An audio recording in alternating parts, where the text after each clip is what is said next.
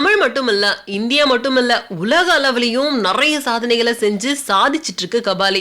இப்போ 100வது நாள் நோக்கி ரொம்ப வெற்றிகரமா ஓடிட்டு இருக்கு கபாலி திரைப்படம். எல்லாம் ரஜினி அப்படின்ற ஒரே ஒரு வார்த்தையால தான்.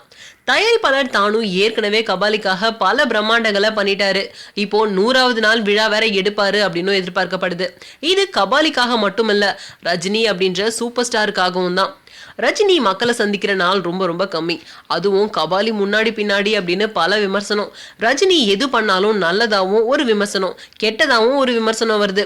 இது எல்லாத்தையும் தாண்டி புதுவித ரஜினிய காமிச்சு ஒரு மாபெரும் வெற்றி படத்தை கொடுத்திருந்தாரு ரஞ்சித். அதுக்கு கண்டிப்பா ஒரு வெற்றி விழா தேவை. இப்போலாம் 7 நாட்கள் ஓடினாலே படம் பாதி வெற்றின்னு சொல்லிட்டு இருக்கும் நேரத்துல 100 நாட்கள் அப்படின்றது உண்மையிலேயே ஒரு மாபெரும் வெற்றி தான். அதுவும் கணக்குக்கு ஒரு சில தியேட்டர் மட்டும் இல்லாம 50 தியேட்டருக்கும் மேலனா பாத்துக்கோங்க.